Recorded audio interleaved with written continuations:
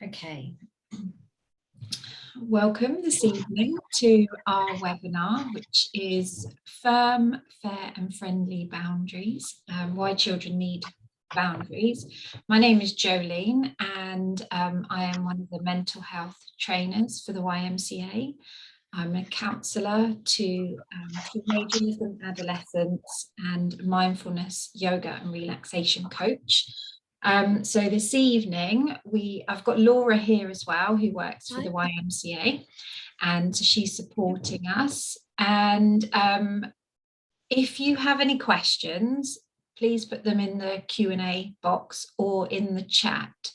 So I probably won't be able to see them, but Laura, you'll keep an eye on that, won't you? Yeah, will do. And we'll do our best to answer. So the webinar is about an hour long, and then afterwards we'll be staying behind for about half an hour to answer any questions that you have. So I will get started. Okay, so firm, fair and friendly, why children need boundaries. So this webinar is for parents, and we will send out the slides after the session, so you don't need to make any notes. And also the recording goes out as well. Okay, let's get started. So we've got some guidelines, which is to have a non-judgmental attitude. So please don't berate yourself about anything in here. So you're doing your best with the skills that you have. And it's really great that you're attending this webinar to add to your toolkit. So as I say, there'll be about 30 minutes or so for questions at the end. Much of what we talk about in this webinar applies to both neurotypical and neuroatypical children and parents. So you know yourselves best and you know your children best. So please adapt anything you hear on here tonight, adapt that to suit your needs and your family's needs. So the objectives the webinar aims to support you with one of the most challenging aspects of parenting, which is how to say no. We'll do this by talking about why children need boundaries, how to say no, and how to manage yours and your children's responses. So we'll look at why children need boundaries and how it helps them grow. We'll then move on to consider how to decide what boundaries your child needs and which ones to prioritise when, and then how to evolve them over time as they grow and develop. We'll also include tips and phrases to help implement them and ways to reduce and manage negative reactions. So the webinar's designed to be suitable for parents of children of all ages, and there'll be scope to ask questions and explore different aspects that are important to you. So I think because we've got quite a small number, please feel free to kind of raise your hand as we go along and make it quite interactive as well. And we're really open to that. So let's begin then. So what are boundaries? So they're lines that define things. So we've got these images here. And we use them to work out what the edges are, what the limits are. So often they're tied into what we can or can't, or what we want to control. And they help us navigate the world, but they also help us stay safe as well. So they separate things and they can be fluid. For example, like the tides of the sea, or static. So non-negotiable things like walls or laws. So like all things, they have a continuum, and if they're too harsh or too static, they can cause injury or harm. So if you think of punitive or abusive regimes, or if they're too unclear or they're too soft, then they're ignored, like the banks of a river that erodes and moves. So the river keeps pushing and the boundary just collapses. Quite a nice way of looking at it. So why do children need boundaries? Boundaries help us. I'm just going to mute. I think if everybody could go on mute, so I can see, are you able to mute people, Laura? Yeah, Thank that's you. fine. Okay, thank you. So boundaries help us navigate the world. So I would like you to invite you to think about someone you've known that's perhaps has made you feel safe. So someone who has held and contained your painful feelings, somebody that you could trust, whom you know you could rely on to take care of you. So have a think, to spend about a minute just thinking about someone that's made you feel safe. Okay. And it's likely that you felt trusted with that person. So children need these boundaries to feel safe. Boundaries provide protection. So this can be a physical boundary, such as safety catches on your cupboards. You know, when we first have babies and we plug in all those, you stop all the plug holes. So can you have catches on your cupboard doors when your child is a toddler? Locking the garden gate when they're bigger so they can't get out of the garden, and then setting limits when they become tweens and teens. The safety and security, it's about emotional and psychological as well as physical. So if adequate boundaries or rules are in place, then children know where they stand. If they know the garden gate is always locked, then they know they can play safely outside without strangers coming in, for example. So boundaries are also give children or young people something to push against. So they need to know, they need limits to push against so they can learn how to make their own internal limits. So children are learning and they're trying to get their needs met. So they naturally push boundaries to test their strength. They aren't doing this to annoy us. It's a natural and normal part of their development. So if adequate boundaries aren't in place, then a child or young person may resort to extreme behaviours in order to find the boundary. So they're looking for that kind of safe containment. So boundaries set out the guidelines for behaviour. So by setting boundaries, you're helping your child learn what is acceptable and unacceptable behaviour. Setting clear limits lets your child know what they can and can't do in a variety of different situations. Setting guidelines and clear expectations reduces stress and anxiety for them in their day-to-day life. And it provides the model that underpins the development for their own self-discipline. So learning about the different types of boundaries helps your child then learn how to decide and hold their own personal boundaries and how people behave towards them. So self-discipline, by learning what is okay and things that perhaps aren't okay, children learn their own inner control.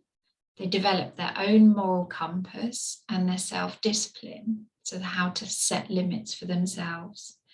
This in turn leads to personal boundaries. So as children learn about other people's boundaries, they in turn learn to respect their own personal bodies, space and property, as well as those of other people. So an example might be that they can see that mummy doesn't like being climbed on. So if somebody does that to them, they can say no, just like mum or dad does. So how do we decide or identify boundaries? So much of that depends on the age and stage of development of each child, and then also the needs of the family. But clear and firm guidelines help children learn what the limits are. So it can be useful to use this continuum that's on your slide now, which to find out which type of parenting style that you adopt. Most parents are extremely tolerant most of the time and extremely intolerant at other times. So we're likely to move between all 4 of these. So I'm just going to spend a bit of time going over them. So if we look at the controlling, punitive parents, they have high expectations. Where are we? Here, controlling here. High expectations. This is in the lower right box. And they offer low support or warmth. So rules are clear, they're obeyed, and obedience is valued. And the belief is that emotions should be controlled and punishments are used to enforce limits. So some things they might say, oh, stop crying right now, go to your room and come back when you can be nice, or onto the naughty step you go. So the feelings are repressed and they try to stuff them away. So we may find ourselves becoming a controlling parent when we're under pressure ourselves. So if we really need to get out the door on time, or perhaps we don't know what to do in a certain situation, and then we resort to threats of punishment to get our needs met in the present moment. So I think that's a really valid point actually to make, is that we do most of us move around the different quadrants at different points in time, and there's an ideal, but there is rarely a perfect. And there's some fascinating research that actually says if you're a perfect parent and you get everything right, we can actually really screw our kids up as well, because they've never learned to manage their parents getting things wrong, and things go wrong in the real world all of the time.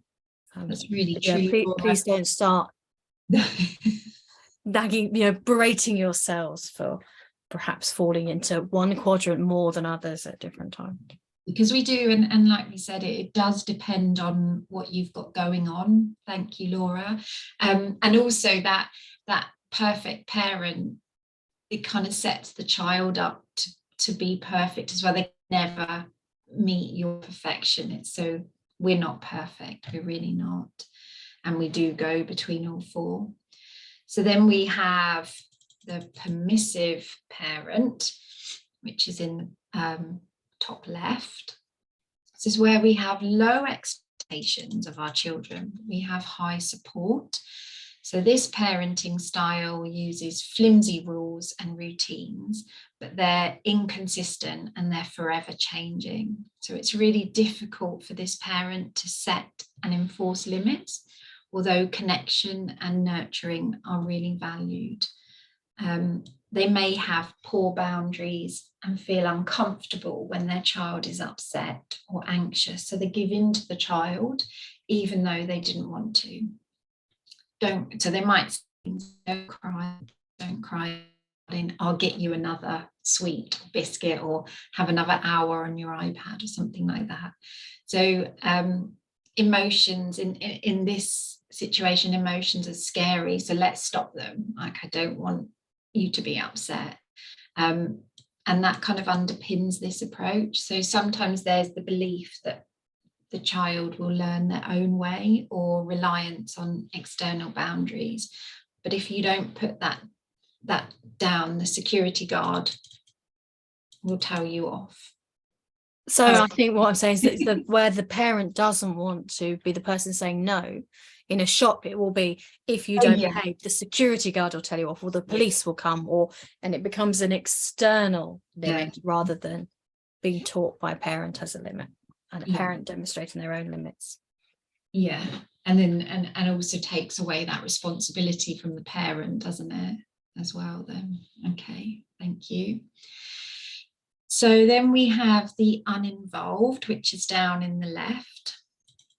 And this is low expectations and low support. So rules and routines are non-existent or very flimsy.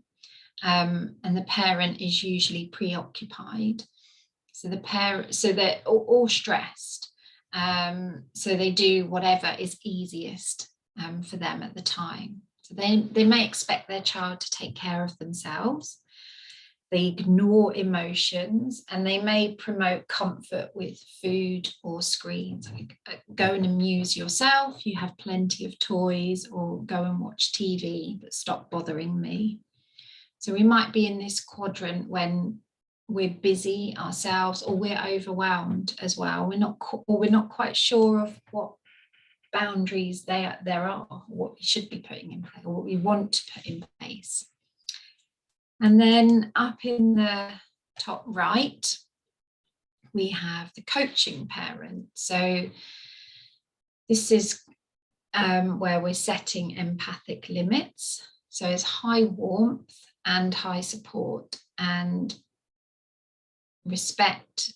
There's respect, so we reduce the chance of boundaries being punishing, really. There's clear rules and expectations, and there's a lot of connection, warmth, empathy, and being nurtured and valued is kind of where you want to be. So your child is seen as unique, and they're nurtured to become their best self rather than shaped into what's expected. So the child develops their own inner compass. So some things you might say in this, if you're in this quadrant, is I can see you really wanted me to buy you that toy, and you're so angry with me right now because I said that we can't, but I'm here with a hug when you're ready. So you're respectful. So in that example, you're in a shop and you're not buying the toy, and your child's getting really angry with you. You're acknowledging what they feel, and then letting them know that that's okay. That's okay to be disappointed or to be angry, and you're still going to be alongside them when they're ready. So there's a book by Steve Biddulph, More Secrets of Happy Children, and he describes the difference between soft love and firm love. So this goes in quite nicely as well with boundaries and parenting. So soft love is the tender, loving, nurturing side of being a parent, and it's the way we learn to care for our babies. Then as our babies become more robust, willful and independent, they need clear limits, and this is when we move to firm love as well as soft love. And firm love is, again, it's in that coaching part. So you're coaching your child out of love, you're guiding them, not punishing them. For example, I love and care for you, and that is why I'm not going to let you eat another 4 biscuits or hit your brother like that.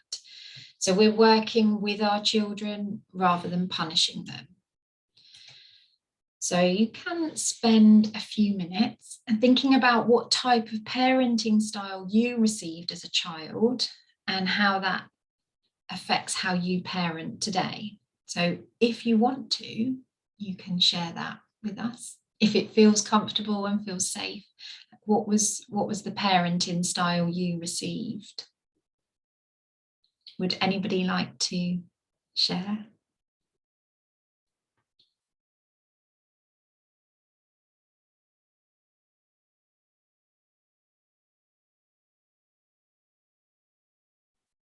Hello.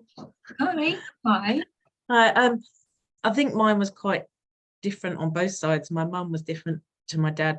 My dad could be quite standoffish or not around, but my mum was working a lot and not around. But when she was there, she was doing everything she could for us and guiding us and teaching us, right from wrong.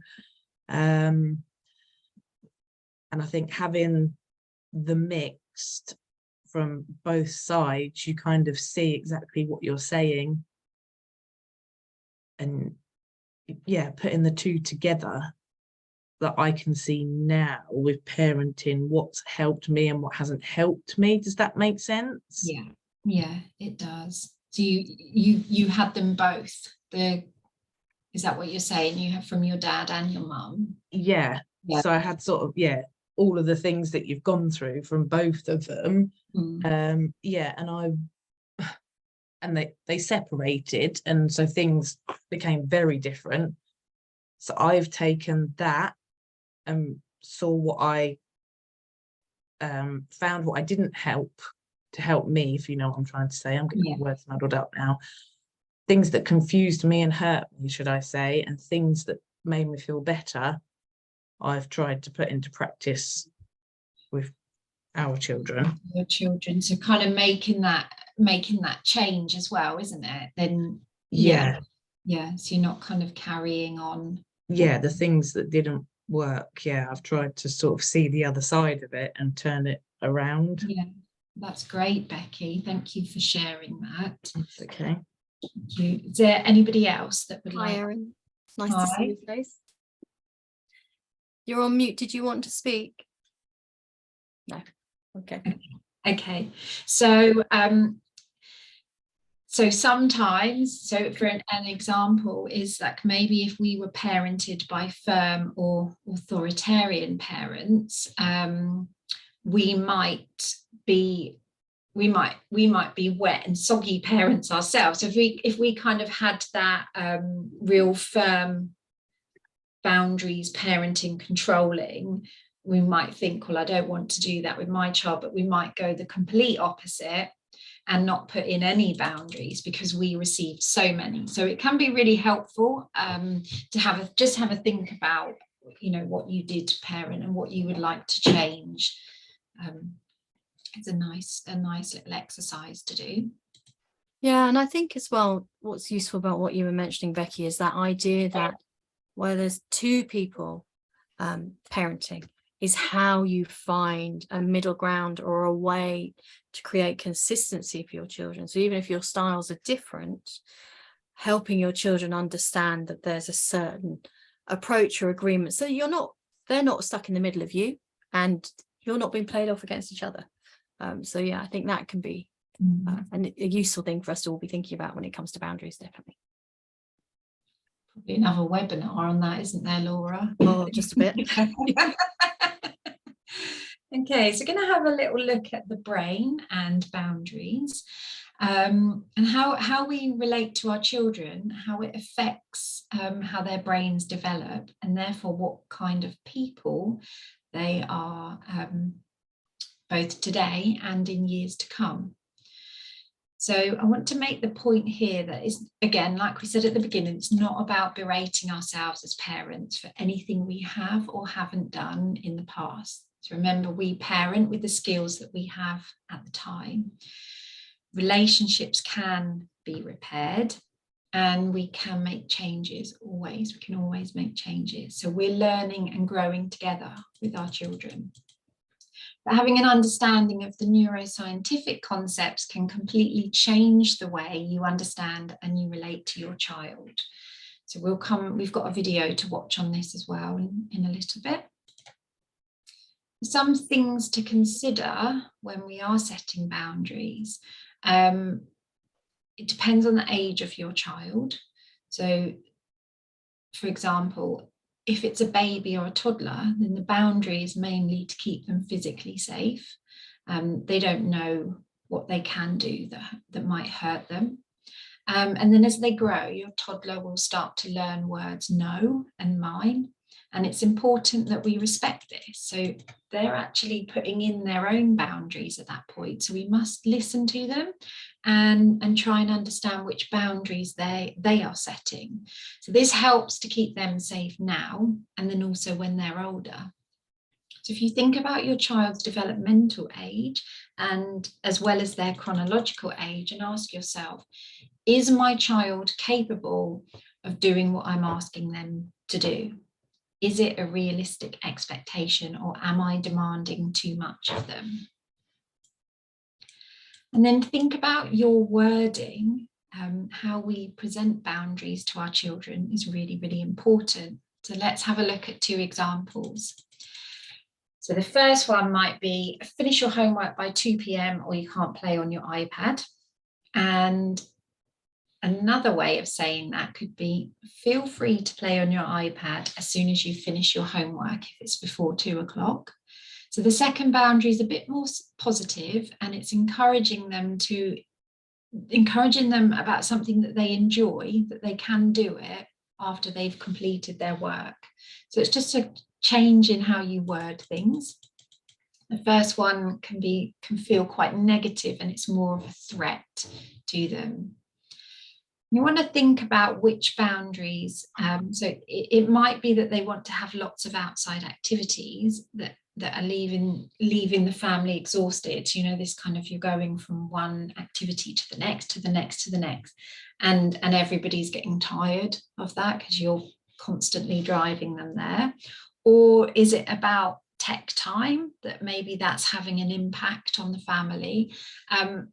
So kind of thinking about what it is that you want to consider. Is it social time? Is your child spending more time socializing than doing their schoolwork or their chores? So what is it that's not quite working? Snack time. Is your child grazing all day and you're spending a lot of time cleaning up in the kitchen? Or perhaps they aren't eating their healthy meals. So you might want to consider what they eat and when. So kind of thinking, what boundaries do you want to put in place that's relevant to your child? So when it comes to schoolwork, we want to set positive boundaries. So when it comes to homework, we want to use the if-then strategy. So if you complete your homework on time, and then we want to set a positive outcome for when the work is done. So if you complete your maths homework on time, then you can go and do this, or whatever they like to do. Staying focused. So often it's hard for children to stay focused on their work. So perhaps setting a 20-minute timer can help, and then afterwards they can have a snack and a movement break. So that changes their brain chemicals. So we want to, So we want to think about which boundaries and when. Okay, so let's think about teenagers, bonding and boundaries. So when we get to the teenage years, we want to find a balance between bonding with our teenager and setting boundaries. So if we only ever speak to the young person about boundaries, it's likely they won't want to talk to us about anything else. They might start to feel that the only time you talk to them is to ask them to do chores.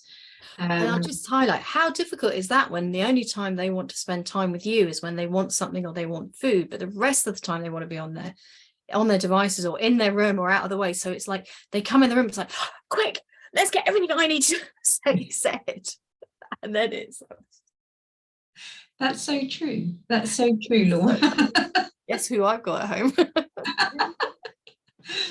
But if we do only ever speak to them about their chores or their tasks, it can kind of hurt the relationship. So we really, when it comes to the teenage years, we want to think about how you can connect with your teenager as well. So perhaps it's over a family dinner, maybe even if that's once a week, or taking an evening stroll with them, going out in the car. The car's quite a good one actually for chatting and singing to music and connecting in that way.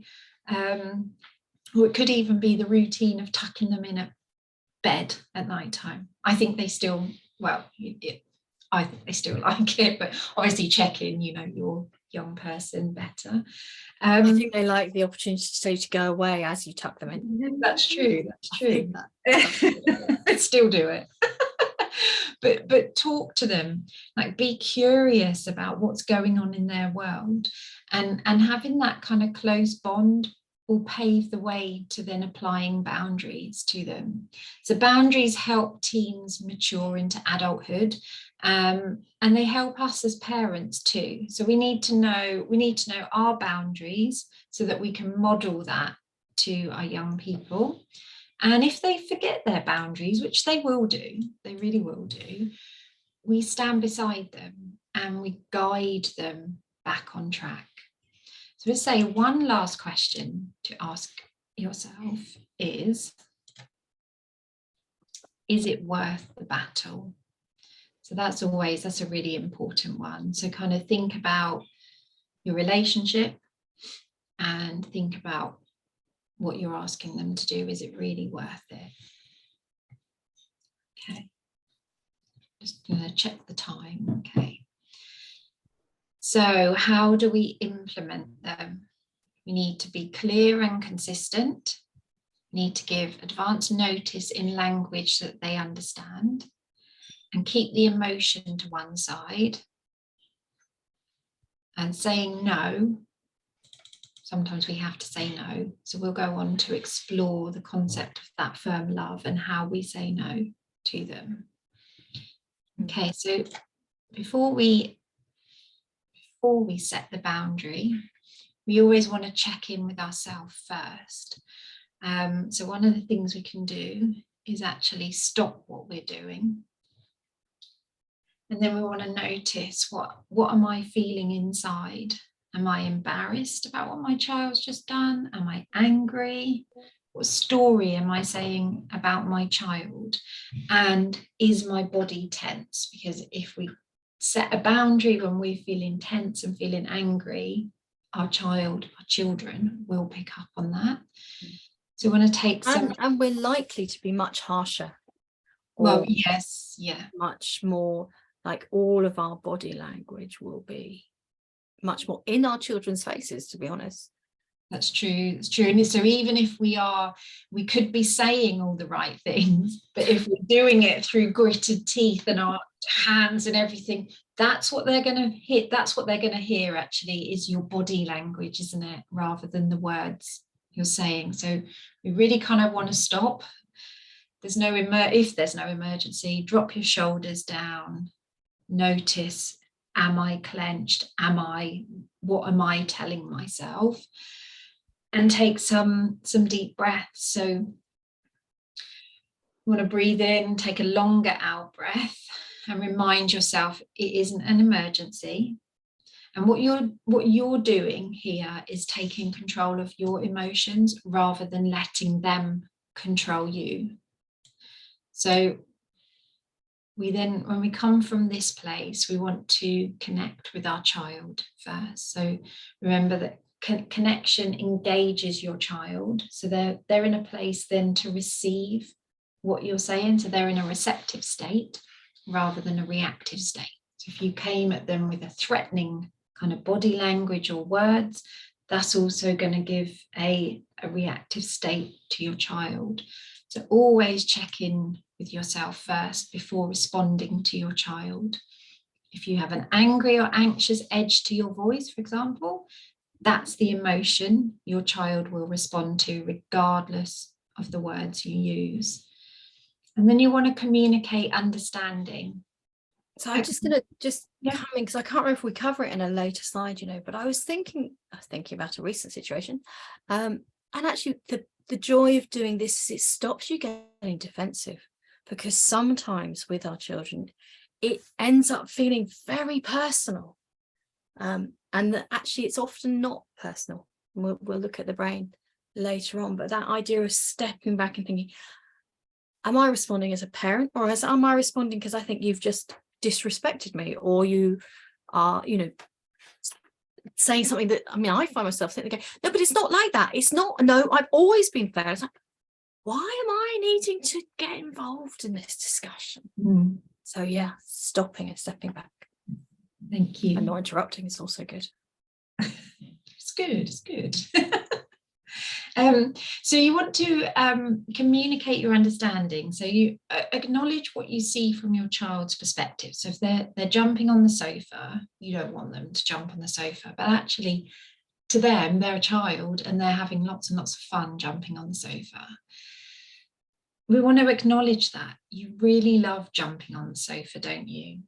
And then you can set your limit. Jumping on the sofa is going to break the springs, so you can jump on the trampoline outside.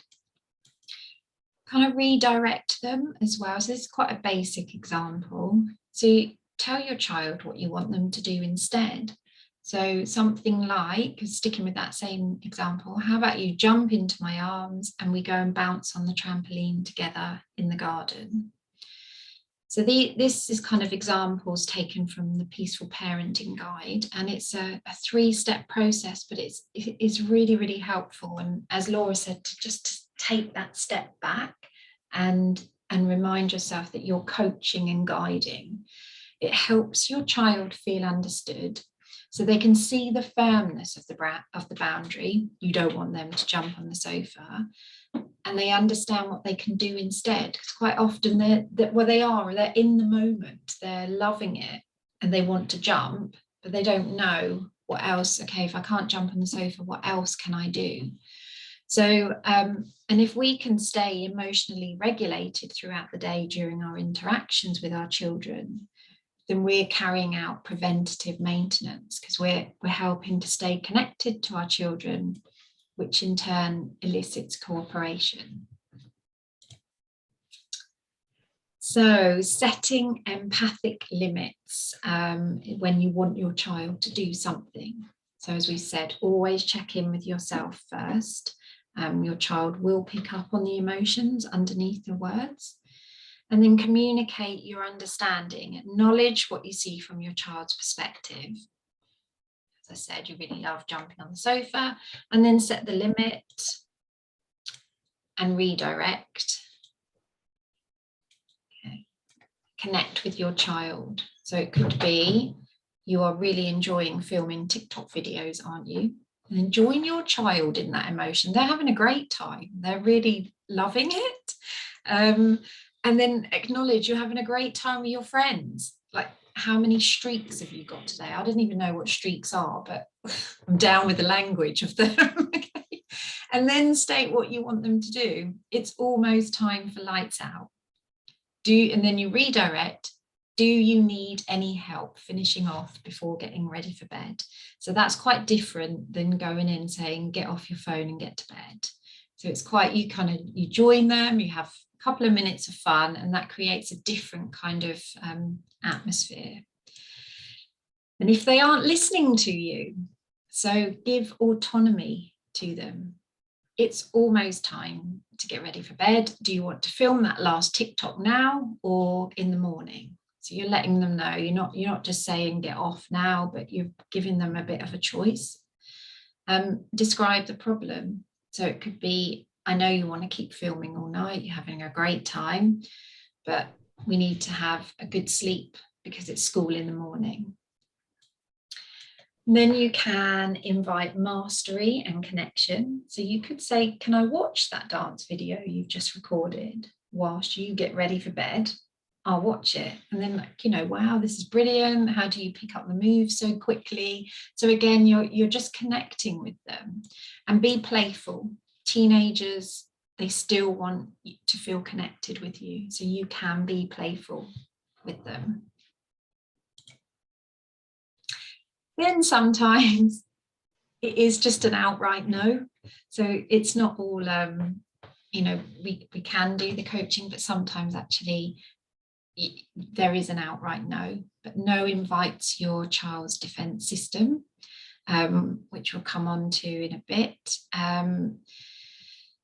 So they're likely to engage what we call their downstairs brain, which is when they feel threatened.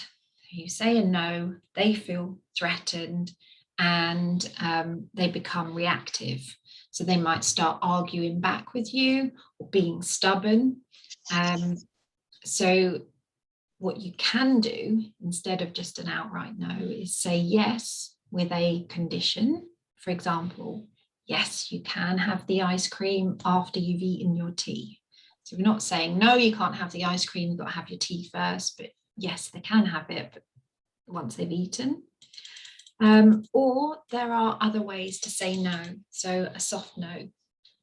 We can say no in a soft and firm way without getting into arguments with your child.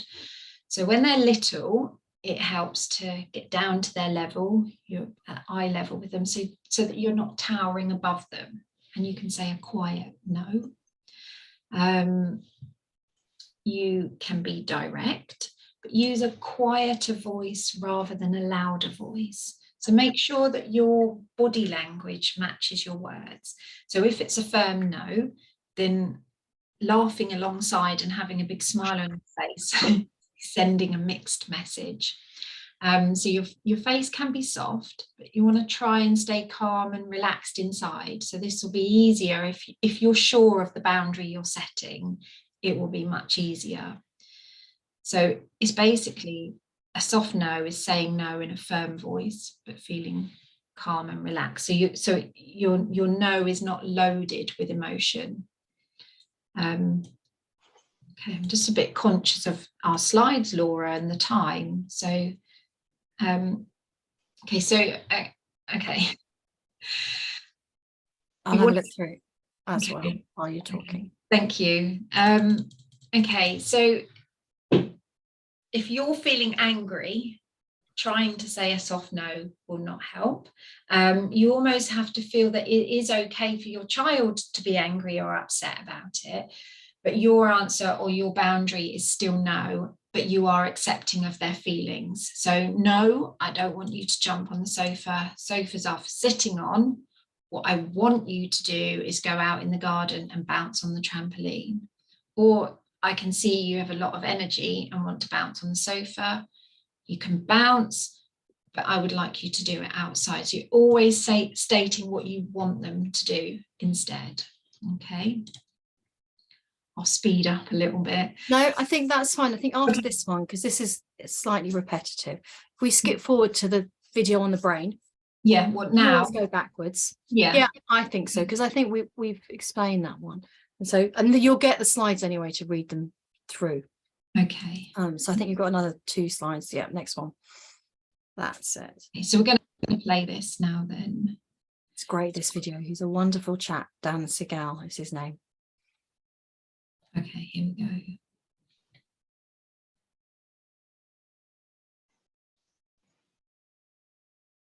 Hopefully.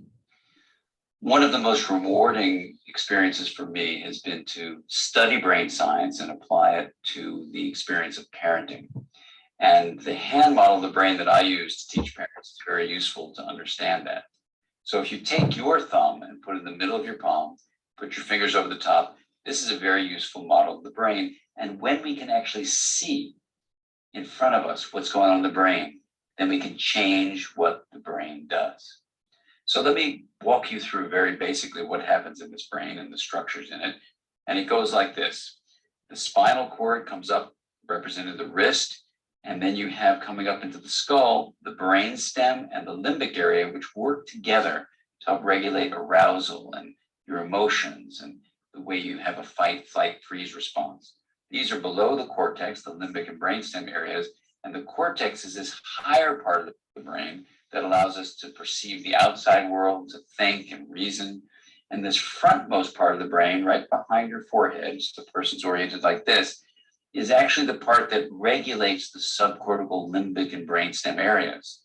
This regulation is very important because sometimes we can have all sorts of things happen in our life. We're tired, we're exhausted, someone pushes a particular emotional button, and we can flip our lids. So rather than being tuned in and connected and balanced and flexible, we can lose all of that flexibility, even lose moral reasoning, and act in ways that are terrifying to others, including our children.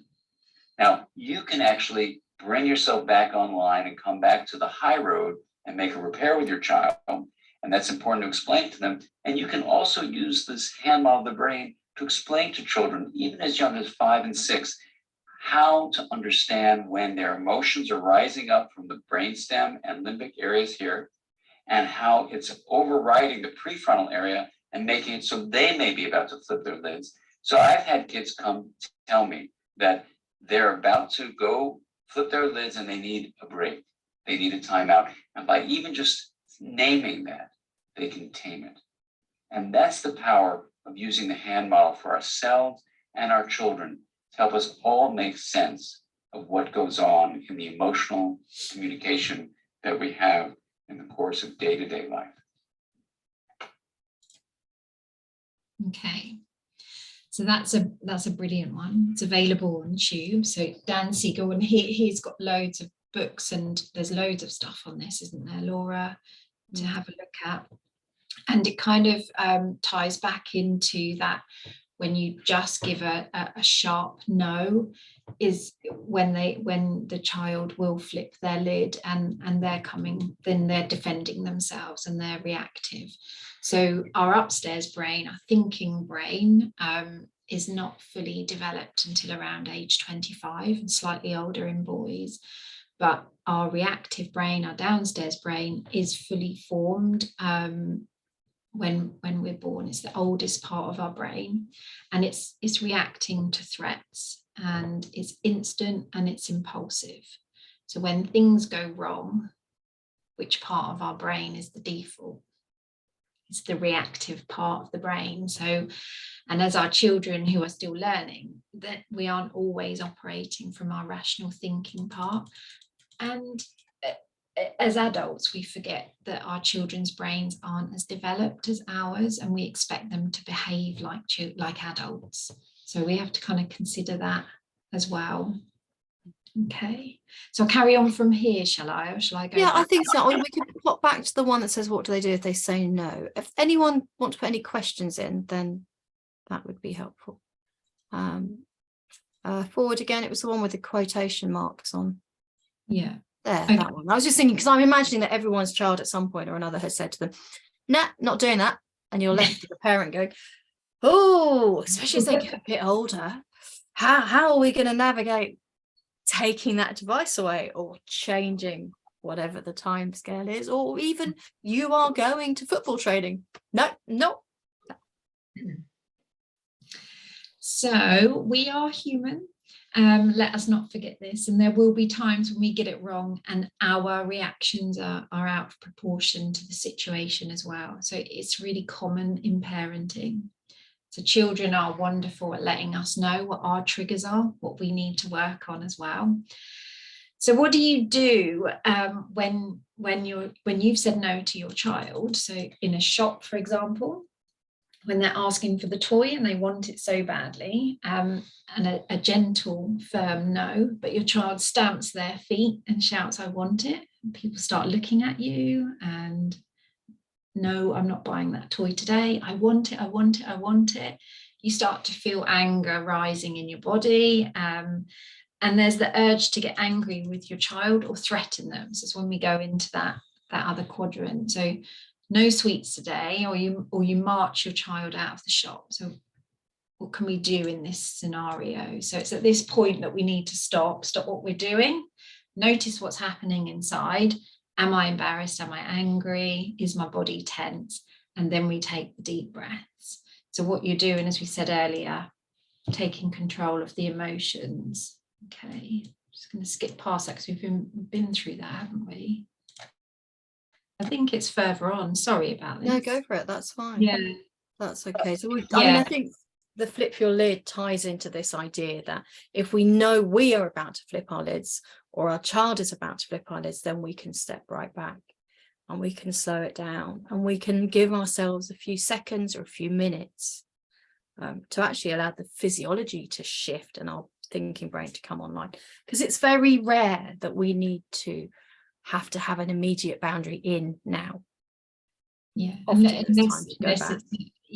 If it's an emergency or a danger. But I think as well, this is really helpful to think, if you're thinking about the brain, is do you want to enrage your child, which is if you're coming at it from an angry point, or do you want to engage your child when you're trying to discipline them? So if you think back to the outright no to the child, it's going to take them into their reactive state. So most of us don't realize that when we're trying to discipline our child, they cannot hear us. So thinking about, I want it, I want it, I want it, they're actually operating from their reactive downstairs brain at that point. So it doesn't matter how many times at this point you tell your toddler to use your words, they simply can't, because they're not operating from the logical thinking part of their brain.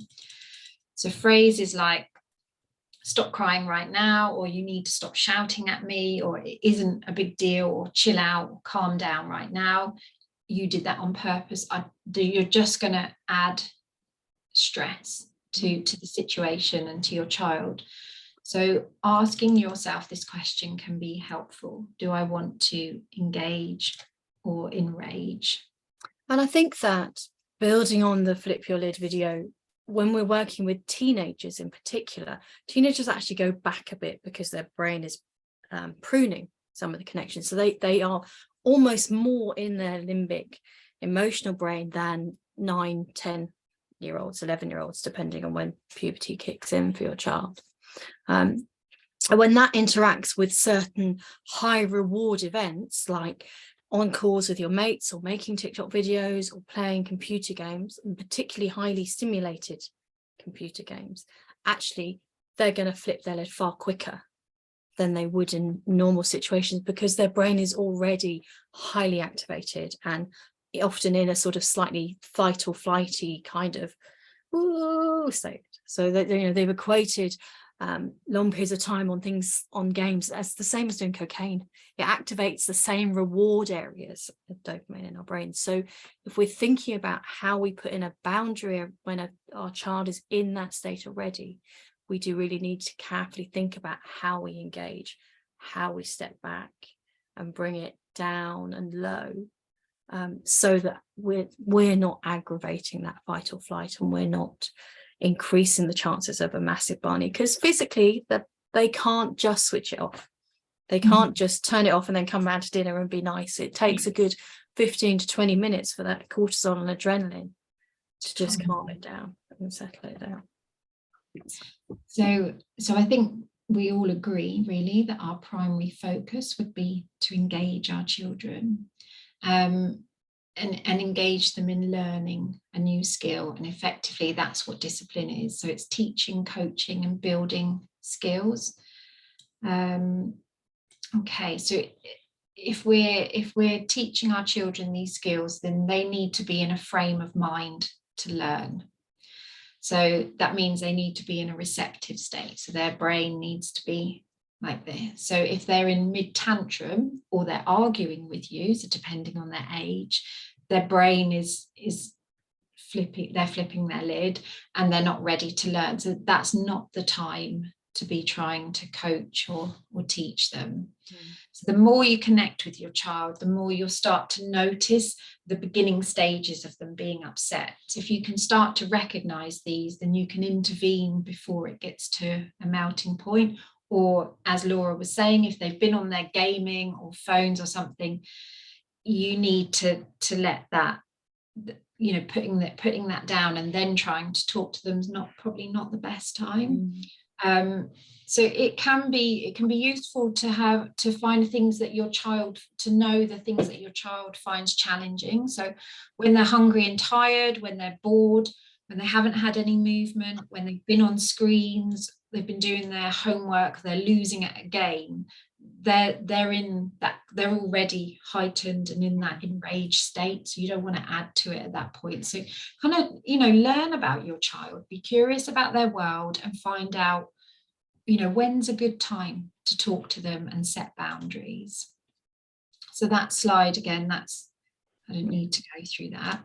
So phrases that are helpful with connection are, you want to always connect before you discipline. You want to always connect with them. So it's important that we actually feel and believe what we're saying, and we're not just repeating words. So some phrases could be, I hear what you're saying, it's tough for you right now. I know you're having a hard time, or it's so hard to stop doing something that you love doing. But that looks fun. Tell me what you're doing. You're connecting with them. And I'm here for you. So when if they're teenagers, they don't want to talk to you, they've had a bad day and they come home and they slam in the door, you know, let's let them know I'm here for you, or something like you seem disappointed, connecting with what they feel. And connecting by not rising as well. Sometimes, you know, teenagers will seek a bit of connection by being, for want of a better phrase, a bit revolting. And it's very easy to get drawn into, don't be rude, watch your tone of voice, don't swear. But sometimes we just need to step back and just allow that again to settle before then rejoining with them. Because, you know, teenagers connect with their parents by saying, God, you haven't got any food in, or why do you never do that? It's still inviting a connection and a conversation, just not necessarily the hugs that we used to have, or the smiles or the laughter. It's just shifted. Mm-hmm. Mm-hmm. So non-verbal ways as well to connect. So going below eye level. So if your child's really having a hard time controlling their behaviour, then kind of getting below their eye level, and offering a kind face, connecting phrase can help to calm them down.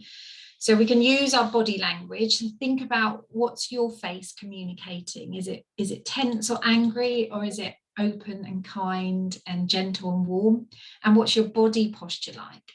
Is it open and relaxed, or are your hands on your hips? Are you pointing your finger? That kind of, you know, think about what you're communicating non-verbally is really important. You know, if you're tired, you're worn out, or you're fed up as well, all of these things they're picking up. And then what if it doesn't work? So some of this will not work, and your child will test your limits. So they're checking, as we said at the start, to see how strong your boundaries are. It's normal and healthy part of development, okay? So we always want to give choices, describe the problem, invite mastery, connect, and use I statements, which we've been through earlier. And then how to reduce negative emotions. So we call this is like preventative maintenance. And the way you do that is for you to stay emotionally regulated when you're setting your limits. Connect with your child and understand things from their perspective. If your child, with younger children, a lovely way to do that is invite them to do it with you. So to name it, say, you must be really angry with me because I've just said this, and I'm feeling a bit stressed too. So let's, and then it might be move, it might be have a calming song, it might be stamping your feet, whatever it is. That, I mean, cross-body movements are great with, you know, 4 or 5 year olds and toddlers, because it just taps into the right neuroscience areas.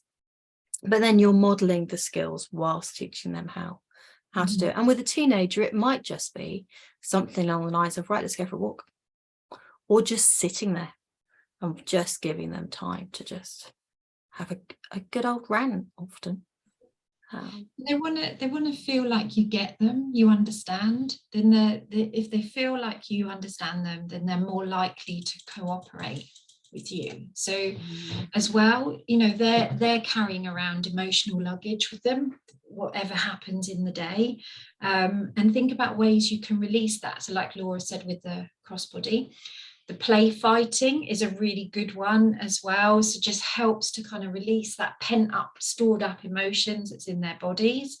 Dancing, putting on your favorite music together, singing, playing together, talking, going out for a walk. What you're doing by doing these things kind of throughout the day is you're preventing that emotional build-up that happens, and it happens for all of us. You're helping them to release it in different ways. So be playful and have fun together. So laughter is probably or laughter at you. I think I'm finding as time goes on, it's we used to laugh together, but now more often I'll do something and she'll laugh at me. That's okay. Sometimes it just doesn't. Yeah, if they're laughing, they're releasing their negative emotions as well. Okay, so in summary, because we are done now, we've covered a lot, but we've talked about why children need boundaries, how to say no, which boundaries and when, and then some tips and phrases to help you implement them, and ways to reduce and manage negative emotions. You will get these slides, and we're going to put this survey, if you could complete. So the survey will go in the chat, but if you could use your camera to get the QR code, it'll take you straight to it on your mobile phone. And this is our new technologically advanced way of encouraging people to fill out feedback on our webinars. Quite excited about it, as you can see. But if you could do that, that would be great. And then we can open the floor, open up the questions. So really, Jolene. Yeah, I will do. So I just want to say thank you very much for coming. As I said, we're going to stay on for as long as you want, well, for like another half an hour, to give you the chance to ask us any questions, to say what's been helpful, what's not been helpful as well. So if you've done the QR code, I'm going to stop sharing the screen. We will stop recording as well. Okay.